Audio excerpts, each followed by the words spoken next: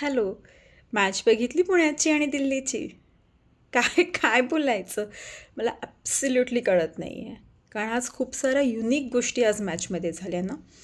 पण त्या युनिक गोष्टींबद्दल बोलण्याआधी अ, 2-3 इम्पॉर्टंट गोष्टी त्या मला आजच्या मॅचमध्ये जाणवल्या. पहिली म्हणजे फर्स्ट हाफमध्ये पुणेरी पलटण लीडवर नव्हती. 5 पॉईंटचा डिफरन्स होता. पण जसं सेकंड हाफ सुरू झाला आपण चित्र पालटलं. खरंच ते वाखाणण्याजोगं आहे. दुसरी आदित्य शिंदे. मग तो रॉकस्टार आहे. म्हणजे तो मुलगा खरंच म्हणजे मला आदित्य शिंदे म्हटलं की मला काय आठवतं तर season 9 Jaipur versus Pune finals last raid Aditya शिंदेची. मी I will never forget that raid.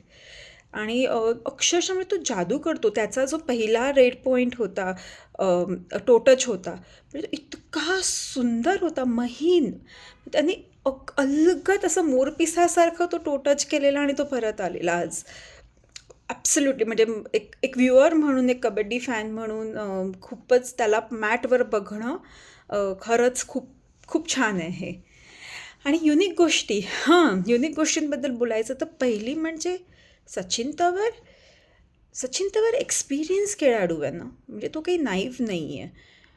आणि त्याने एका क्रुशियल मुमेंटला जी मिस्टेक केली आहे आज, मग त्याला फक्त काय करायचं होतं, लास्ट रेड होती, त्याला फक्त जायचं होतं, त्याला बॉक लाईन क्रॉस करायची होती, त्याला पूर्ण वेळ घ्यायचा होता आणि त्याला आपल्या परत यायचं होतं.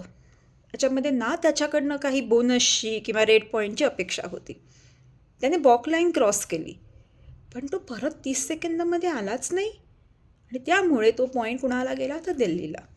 म्हणजे अजय ठाकूर सरांची जी रिॲक्शन तिथे होती त्याच्यापेक्षा कित्येक पटीने इंटेन्स रिॲक्शन पुणेरी पलटणच्या फॅनशी तो पूर्ण सीन टी व्हीवर बघताना असणार होती. म्हणजे मला तर असं वाटलं की काय चालू काय आहे, की अरे तू इतका लॉस्ट कसा झालास, म्हणजे माहिती नाही. अम, ही जी मिस्टेक आहे आणि त्याच्यामुळे मग आपण टायब्रेकरमध्ये गेलो. आय होप की सचिन ह्याने नर्वस व्हायला नको. म्हणजे it's okay, it's end of the day, it's a game. Mistakes होतात प्रत्येकाकडनं. आय होप त्याचे काहीही वाईट परिणाम सचिनच्या गेमवर नको व्हायला, की तो नर्वस होतो आहे किंवा कोच सर त्याला रागवत आहेत आणि मग त्याला बेंचवर बसवत आहेत वगैरे.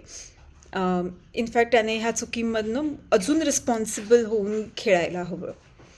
आणि मग काय तर टाय ब्रेकर. मला तर आय डोंट नो, मला हा टाय ब्रेकरचा कन्सेप्ट अजिबातच आवडला नाही आहे. एक तर ते बॉक लाईनला बोनस लाईन केली आहे का माहिती नाही. आणि बोनस लाईनवरनं तिथे कॅच होणं म्हणजे त्या बॉक लाईनवरनं किती डिफिकल्ट आहे. म्हणजे कालच्या मॅचमध्ये जसं नवीनने केलं तसं एखाद दुसरा खेळाडूच करू शकतो. अदरवाईज हे काय, तुम्ही जायचं बॉक लाईन क्रॉस करून बोनस घ्यायचा परत यायचं, की म्हणजे हा असा अक्षरशः फालतूपणा होता. आणि हे गोल्डन रेड म्हणजे ॲब्सल्युटली जुगार आहे, की अरे जो कोणी टॉस जिंकेल त्याला तुम्ही रेड देणार आणि 99.9% गोल्डन रेडमध्ये ज्याला पहिली रेड मिळणार आहे तो जिंकणारच आहे.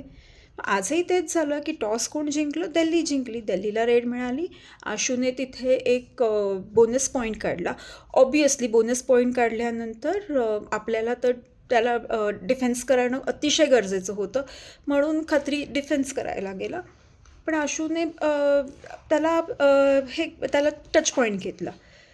पण हा ओव्हरऑल मला पी के एलच्या मॅनेजमेंटला परत परत सांगावं असं वाटतं आहे, की काहीतरी इनोव्हेटिव्ह काढा. हे जे टाय ब्रेकर आणि हे गोल्डन रेड जे काही आहे ना, ते फारच युजलेस आहे. म्हणजे तो अक्षरशः त्याच्यामध्ये स्पोर्ट्स काही दिसतच नाही. It's all about luck, it's all about who makes the mistake first. आता आपली नेक्स्ट मॅच आता आय थिंक एका ब्रेकनंतर आहे आपली, म्हणजे पुणेरी पलटणची. सो लेट्स सी काय होतं आहे. पण आज मात्र महाराष्ट्राने दिल्लीचं तख्त राखलं नाही, म्हणून त्याचं थोडंसं वाईट वाटतं आहे.